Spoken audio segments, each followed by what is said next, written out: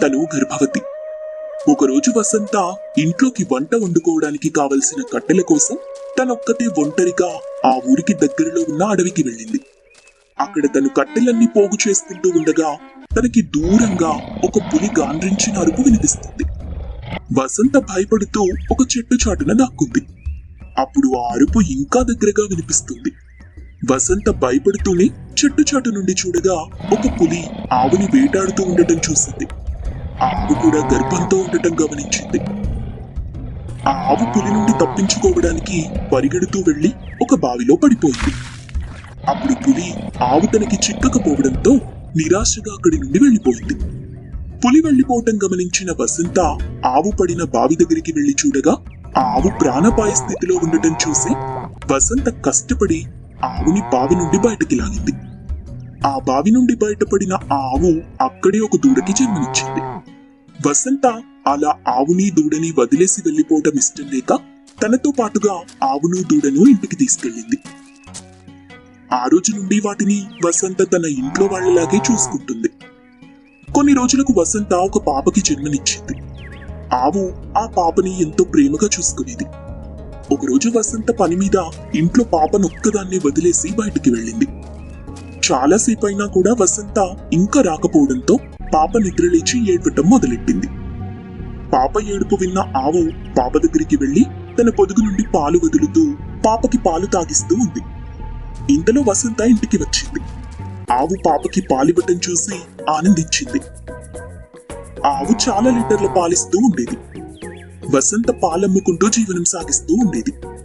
వసంత దగ్గర ఉన్న ఆవు చాలా లీటర్ల పాలిస్తుందని తెలుసుకున్న ఒక వ్యాపారి వసంత దగ్గరికి వచ్చి, అమ్మా వసంత, నేను నీ దగ్గర ఉన్న ఆవు గురించి విన్నాను.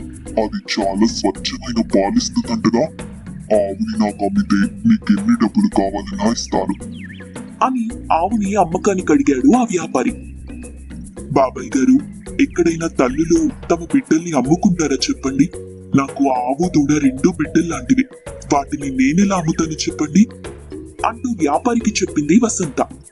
కానీ ఆ వ్యాపారి మాత్రం పట్టు వదలకుండా అడుగుతూనే ఉన్నాడు.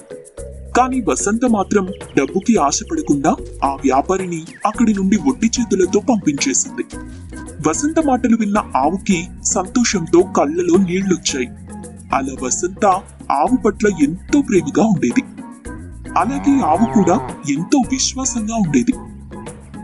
అలా కొన్ని రోజుల తరువాత వసంత పాప ఒకరోజు ఆడుకుంటూ ఉండగా వెళ్లి బావిలో పడింది. అది చూసి వసంత, అయ్యో పాప, పాప బావిలో పడింది అని అరుస్తూ ఉంది. అరుపులు విని పక్కింటి వాళ్ళొచ్చి ఆ పాపని బయటికి తీశారు.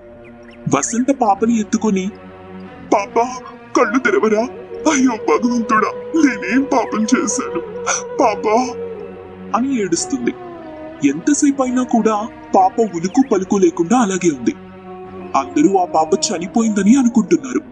ఆ మాటలు విన్న వసంత, లేదు, నా కూతురు చనిపోలేదు, నా కూతురికి ఏమీ అవ్వదు అని ఏడుస్తుంది.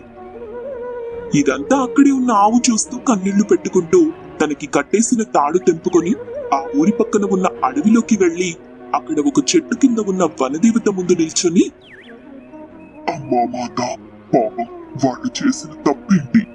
ఎందుకు ఇంకా మాటలు రాని ఆ చిన్న పాపని ఎంత తొందరగా తీసుకెళ్లిపోయావు? ఇంతవరకు వాళ్ళు ఎవరికీ కూడా చెడు చేయలేదు. నేను నా బిడ్డని పోగొట్టుకుంటాను అనుకున్నప్పుడు తనే కదా నన్ను నా బిడ్డని కాపాడింది.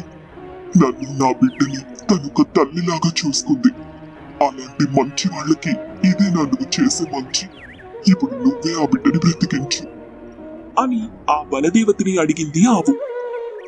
అలా కుదరదు గోమాత, ఒకసారి జీవం పోతే దానిని తిరిగి తీసుకురాలేము. అది దైవ నిర్ణయం, మన చేతుల్లో ఉండదు అని ఆవుకి నచ్చజెప్పే ప్రయత్నం చేస్తుంది వనదేవత.